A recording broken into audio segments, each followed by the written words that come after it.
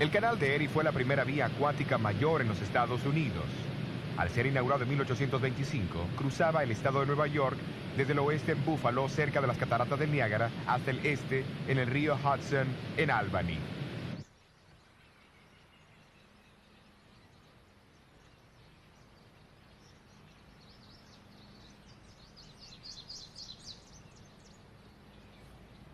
A una hora de viaje al este de Rochester se encuentra el pequeño pueblo de Puerto Gibson. Su localización cerca del canal lo hacía ser el punto principal para los envíos del área. También fue el hogar de un activo laico metodista, Hiram Edson, que en 1843 aceptó el mensaje del pronto regreso de Cristo enseñado por Guillermo Miller y sus asociados. Decenas de miles de otros en los Estados Unidos, seguidores de Miller de Puerto Gibson, esperaron fervorosamente por el día 22 de octubre de 1844, puesto que en ese día ellos creían que el Señor vendría para cumplir con la profecía de los 2300 años de Daniel 8:14. Al ver el brillo de la primera luz de la mañana del siguiente día sobre las aguas del canal, estos mismos creyentes fueron sobrecargados con chasco y desesperación. Y la sustancia de nuestra historia consiste en ver cómo ellos pudieron percibir, más allá de su propio error, la clara luz de Dios, guiando en tres distintas maneras.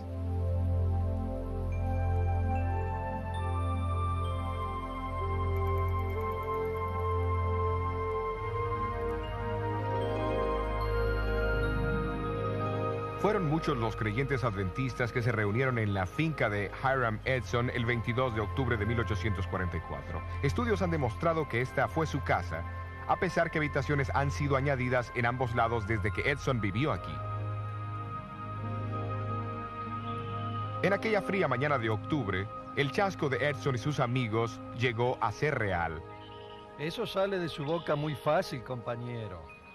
Discúlpeme, señor. No creo que usted tenga la menor idea de cuán devastados estamos. ¿Qué quiere decir?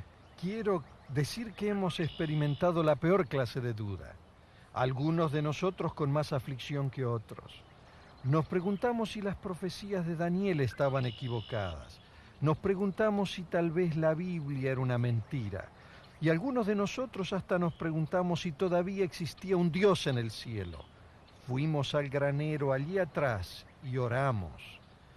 Y después de reexaminar nuestra fe, decidimos que tendría que haber una respuesta a nuestro dilema. ¿Y cuál es? Bueno, después de desayunar, yo sugerí al joven Owen Crozier para que fuésemos a visitar a algunos de nuestros vecinos de aquí del área y ver si podíamos confortarlos un poco. No estoy seguro si fue por miedo a nuestros vecinos burlones, pero de todas formas salimos por el maizal. Todo este maíz. Estábamos tan seguros de la segunda venida de Cristo que dejé toda la cosecha parada en el campo. Tome una mazorca de la mejor de Nueva York. Gracias. De nada. ¿Sabe? Mientras caminábamos esa mañana y repasaba en mi mente los eventos de las 24 horas anteriores, de repente paré y miré hacia el cielo. Y pareció como si los cielos se abrían y por mi mente destelló el santuario. ¿Sabe?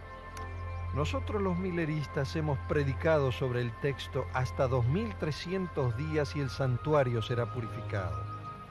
Y pensamos que ese santuario era la tierra. Bueno, más tarde reconocimos que la Biblia enseña que también hay un santuario en el cielo y que Cristo se mudó como el primer sacerdote en el día de la expiación, del lugar santo al lugar santísimo, el 22 de octubre de 1844. El Señor tenía un trabajo que llevar a cabo en el cielo antes de regresar a esta tierra. Ahí fue que el hermano Miller cometió su error. El Señor fue bueno. Él había oído nuestra oración. Bueno, hasta luego, compañero. Hasta luego.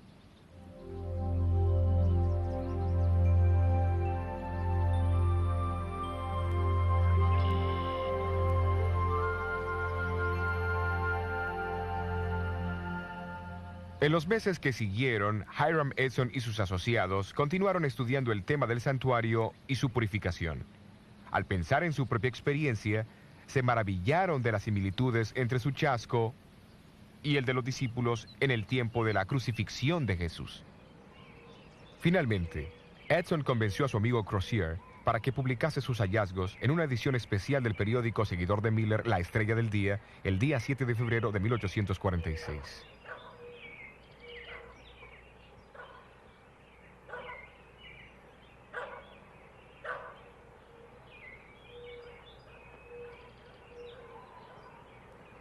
Pero mientras tanto, otro evento de gran significado ocurriría en Washington, Nueva Hampshire. 2 años antes, en 1844, una señora bautista del séptimo día había compartido su convicción, afirmando que debía observarse el séptimo día de la semana como el día de descanso.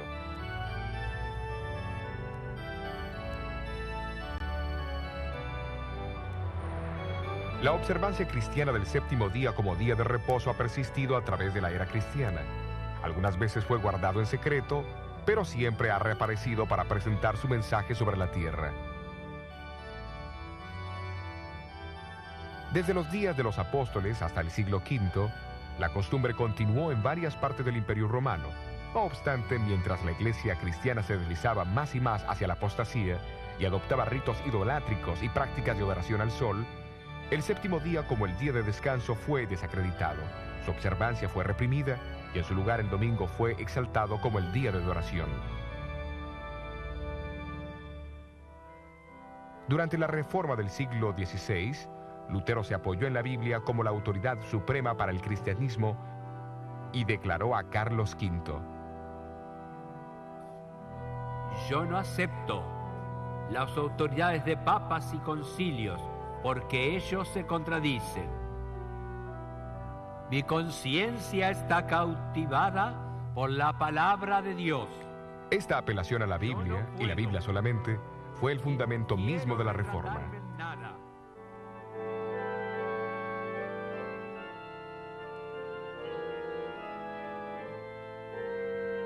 Mientras la Reforma continuaba, surgió un diálogo en la Iglesia con respecto al tema del domingo y el sábado. Los que guardaban el sábado afirmaban que no había ninguna prueba en la Biblia que apoyara la observancia del domingo. Como resultado, la observancia del séptimo día como el día de descanso se desparramó por Europa, incluyendo a Inglaterra.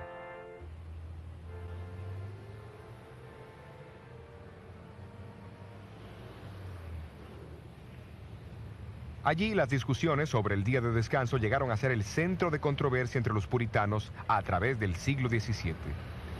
Se involucraron personas influyentes y entre los muchos que defendían la observancia del séptimo día había un abogado inglés, jefe de la mayoría en la Cámara de los Comunes.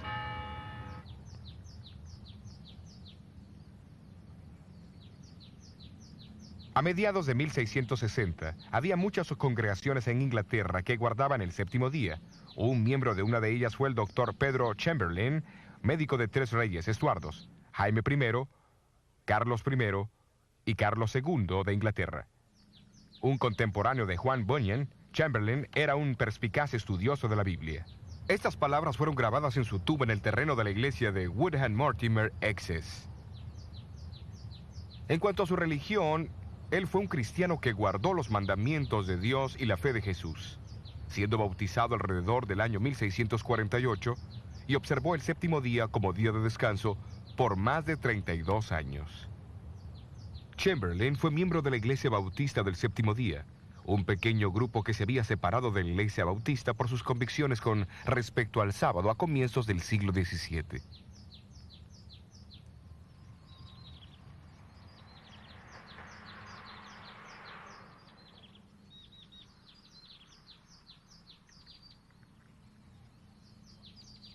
En 1664, Stephen Mumford, un bautista inglés del séptimo día, emigró hacia el Nuevo Mundo. En 1671 organizó la primera iglesia bautista del séptimo día en América, en Newport, Rhode Island. Durante los próximos 170 años, su influencia se extendió por toda América. Hasta 1843, los bautistas del séptimo día eran alrededor de 5.500. En ese año, la Asociación General Bautista votó una resolución muy significativa. Que el primer día del próximo noviembre sea guardado por nuestras iglesias como un día de ayuno y oración, para que el Dios Todopoderoso intervenga y reivindique su santo sábado. muy poco anticipaban ellos la manera o la magnitud de la respuesta a su oración. Unos meses después de ese día de oración, una viuda bautista del séptimo día, la señora Raquel Oakes, decidió mudarse a la pequeña villa de Washington, Nueva Hampshire. Su hija de 18 años, Delight, había aceptado allí una posición como maestra de escuela. Al entrar hoy al pueblo de Washington, el cartel a la orilla del camino dice: aquí nació la iglesia adventista del séptimo día. ¿Qué pasó aquí para dar origen a tal título?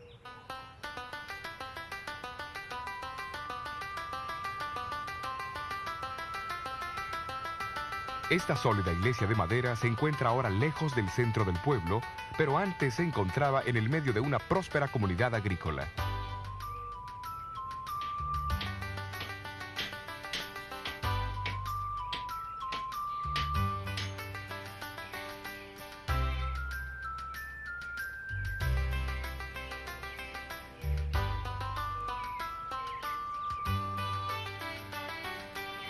En 1844, Frederick Wheeler era el pastor metodista de esta iglesia. 2 años antes, después de leer los libros de Guillermo Miller, Wheeler comenzó a enseñar sobre el pronto regreso de Jesús. La mayoría de su congregación también aceptó las enseñanzas de Miller.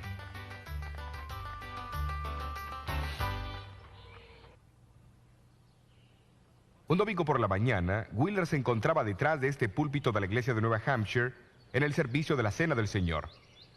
Durante el sermón animó a la congregación a ser fieles en guardar todos los mandamientos de Dios. La señora Oakes, la bautista del séptimo día, que asistía a la reunión, apenas pudo contenerse. Cuando el pastor la visitó poco después, ella aprovechó la oportunidad.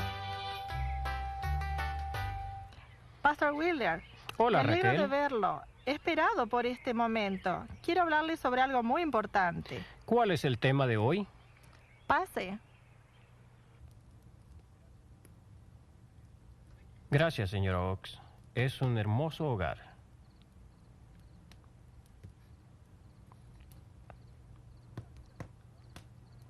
El culto del domingo, Reverend Wheeler, usted dijo que cualquiera que reconozca a Cristo debe obedecer todos los mandamientos de Dios. Estoy completamente de acuerdo con usted, hermana. Bien, quiero aclarar que en aquel momento estuve a punto de pararme para decir algo. Lo presentí. ¿Qué quería usted decir? Quería decir que hubiera sido mejor que usted cubriera nuevamente la mesa de la Santa Cena hasta que usted mismo comenzara a guardar los mandamientos de Dios, incluyendo el cuarto.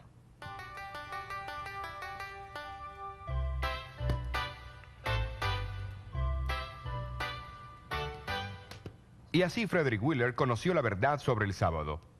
Poco después, él guardó su primer sábado. Predicó un sermón alusivo al sábado, y así llegó a ser el primer ministro adventista que guardó el séptimo día.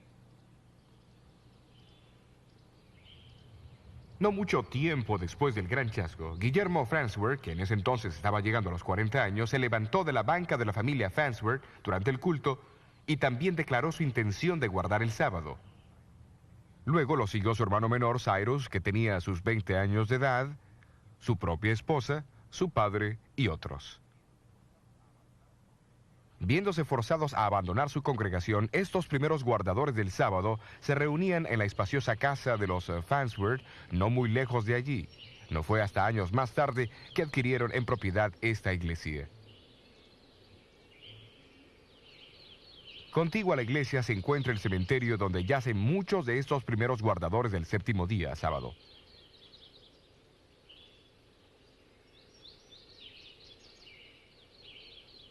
Esta lápida revela que Cyrus Farnsworth se casó más tarde con Raquel Delight Oakes, la maestra e hija de la señora Raquel Oakes. Poco tiempo después que Wheeler comenzó a guardar el sábado, un segundo ministro seguidor de Miller, Thomas Preble, se unió a él. Preble era un bautista libre que había viajado con Guillermo Miller proclamando el pronto regreso de Jesús. Llegó a ser el primer adventista del séptimo día en defender el séptimo día sábado en forma escrita, en un artículo que publicó en febrero de 1845. Entre los muchos que leyeron este artículo, que más tarde fue impreso en forma de folleto, estaba José Bates, un capitán de barco jubilado. Le impresionó la verdad. Algunos años antes, Bates había aceptado las enseñanzas de Guillermo Miller, desempeñó posiciones claves en el movimiento de los seguidores de Miller y capeó la tempestad del chasco de 1844 sin abandonar su fe.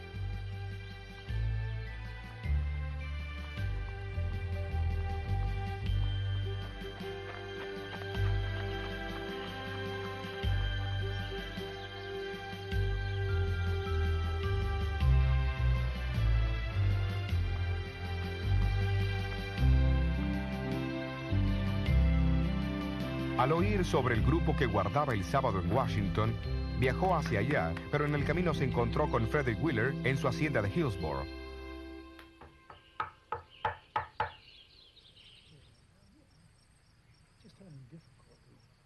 Estudiaron la Biblia juntos toda la noche.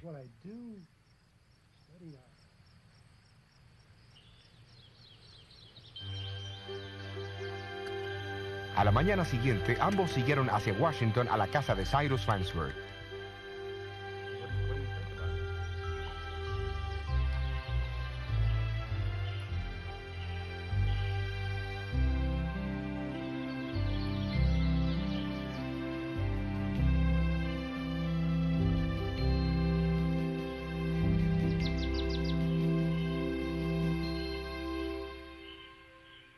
Aquí en la casa de los Farnsworth en 1845, después de un estudio más amplio con Farnsworth y Wheeler, Bates hizo su decisión sobre el sábado.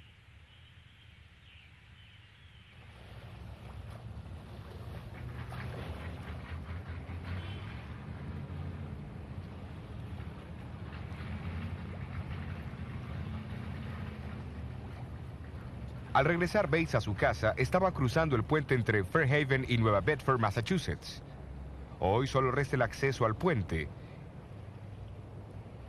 En el puente, Bates se encontró con un viejo amigo, Jaime Madison Monroe Hall, que le preguntó: ¿qué hay de nuevo, Capitán Bates? La nueva es que el séptimo día es el sábado del Señor nuestro Dios. Y Bates dedicó el resto de su vida a la proclamación de esta nueva. En agosto de 1846, Bates publicó su propio folleto, El séptimo día sábado, una señal perpetua. Su contenido demostraba una herencia espiritual recibida no solamente de los bautistas del séptimo día, sino también de los puritanos ingleses y de otros antes de ellos. Contenía también una idea importante que proclamaba el significado profético del desarrollo de la Iglesia Adventista del séptimo día.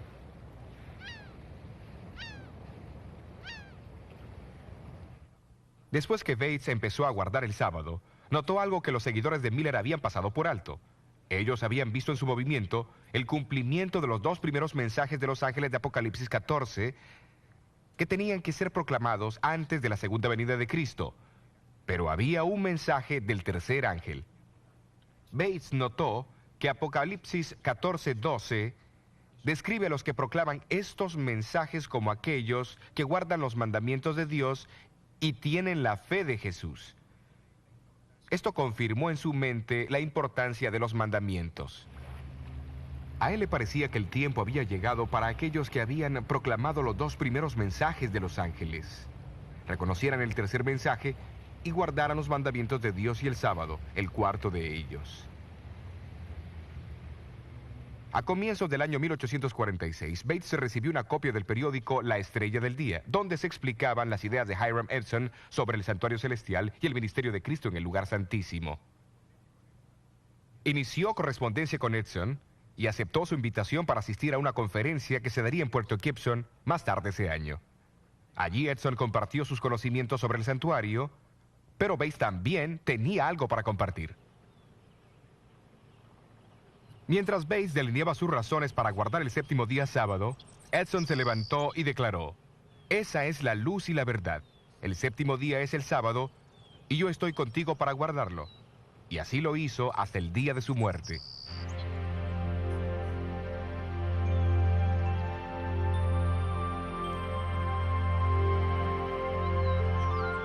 Pero la conversación que tuvo con los líderes de Puerto Gibson, Bates también comenzó a ver una conexión entre el sábado y el ministerio de Cristo en el lugar santísimo del santuario celestial.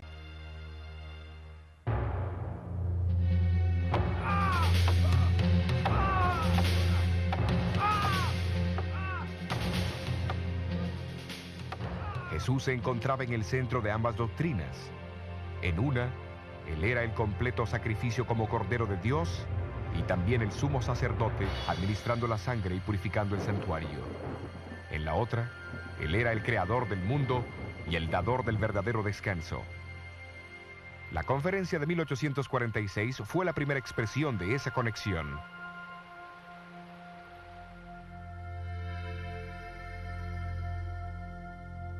En esta conferencia, Bates escuchó con gran interés las ideas de Edson sobre el santuario celestial. Él sabía que la Biblia decía que el arca del pacto se encontraba en el segundo compartimiento del santuario y que adentro del arca estaban los 10 mandamientos. Luego, con mucho interés, leyó Apocalipsis 11:18, donde habla de los días finales de la historia del mundo, cuando las naciones se llenarían de ira y llegaría el tiempo para el último juicio del mundo. Pero entonces, en el siguiente versículo leyó que en ese mismo tiempo el templo de Dios, o el santuario celestial, se abriría y el arca de su testimonio fue vista en su templo.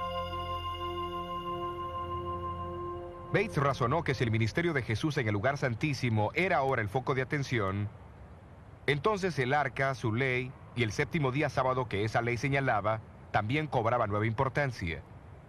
El cumplimiento de la profecía de los 2300 años en 1844 había por consiguiente atraído la atención hacia el santuario celestial de una manera que jamás se había visto. Como resultado, surgieron 2 énfasis especiales con respecto a Jesús. Primero, Él estaba ahora encargado de su trabajo final como sumo sacerdote en el santísimo ministerio de ese santuario. Segundo, Él era el Señor del día sábado y nos ordena guardarlo como Él mismo lo observó, como nuestro divino ejemplo.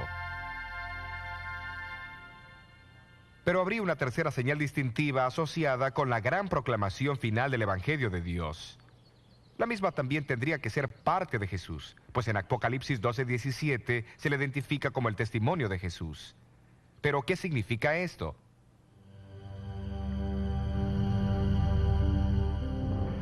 En Apocalipsis 12, Juan describe a la mujer vestida del sol como símbolo de la iglesia.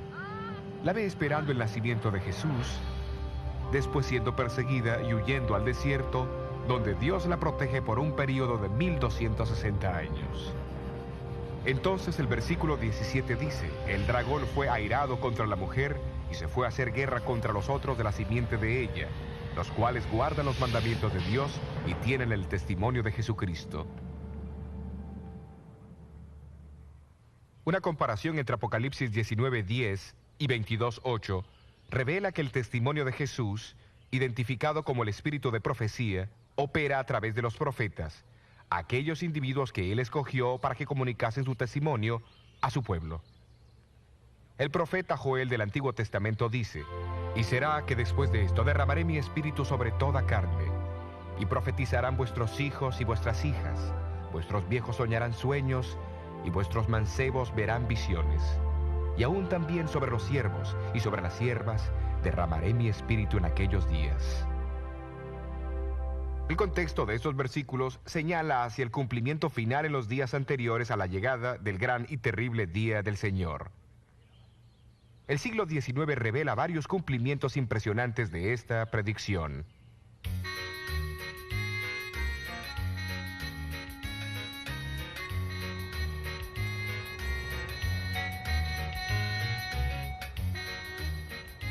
A fines de 1830, un joven americano de color que se había convertido a los 17 años se mudó aquí a Boston, Massachusetts, para prepararse para el ministerio. Su nombre era Guillermo Foy.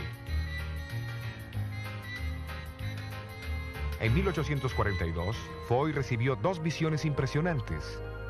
Más tarde publicó una descripción en un folleto titulado La experiencia cristiana de Guillermo E. Foy, junto con las 2 visiones que recibió en los meses de enero y febrero de 1842.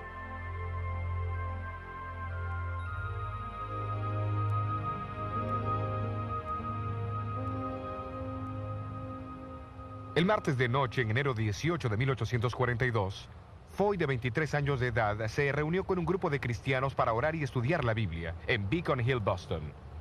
Durante la reunión, recibió la primera de 4 visiones. Duró por 2 horas y media, durante las cuales el Dr. Cummings lo examinó y citó sus palabras: no hay ningún indicio de vida, con excepción en el área del corazón. En su visión, Foy presenció la recompensa dada a los justos en la segunda venida y le fue mostrada la incomparable belleza del cielo. Él vaciló en compartir sus visiones, pues sabía del prejuicio que existía en contra de los negros. Pero menos de 3 semanas más tarde, tuvo otra visión mientras se encontraba en una iglesia llena de gente. Esta visión, que duró 12 horas y media, reveló las escenas del gran día del juicio. Es con una profunda tristeza que debo juzgar tu vida en este momento. Siendo niño, fuiste afortunado de tener padres que temían y amaban a Dios. Mientras las escenas pasaban por su mente, él vio que ni la profesión, ni la política, ni la posición pueden salvar. Solamente una relación con Cristo. En realidad, si su visión sobre el juicio previo al advenimiento hubiese sido notada, tal vez el gran chasco habría sido menos duro, sino del todo evitado, 2 años más tarde.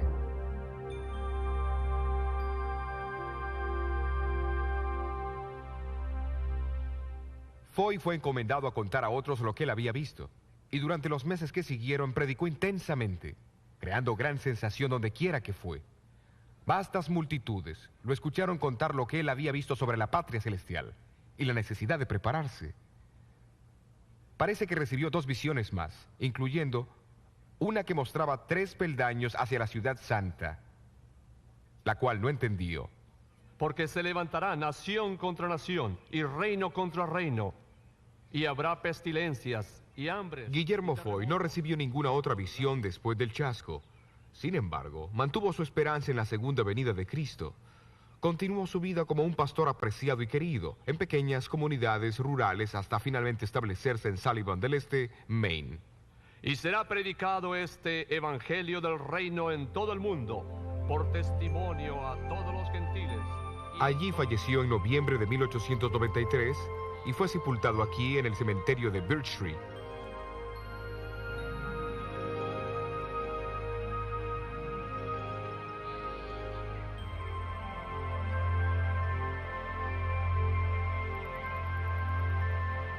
Poco después del gran chasco, Dios dio el don profético a otro, Hazen Foss, que vivía en Poland, Maine. Tenía 25 años de edad, una buena educación y era un buen orador y creyente en el pronto regreso de Jesús.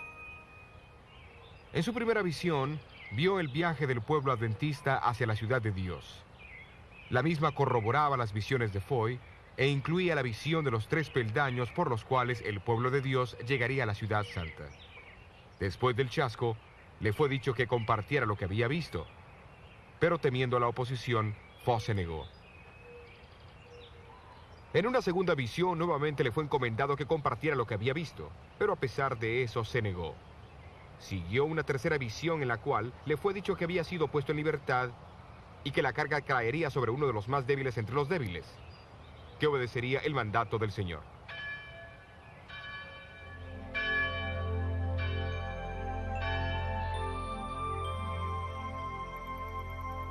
Unas semanas más tarde, Foss se paró del lado de afuera de una pequeña capilla para escuchar una historia milagrosa. Le pidieron que entrara a la reunión, pero él se negó. El maná, las almendras, los higos, las granadas y las uvas y el otro fruto. Le pedí a Jesús que me dejara comer de ellos, y él dijo, ahora no. Aquellos que comen de este fruto no regresan a la tierra.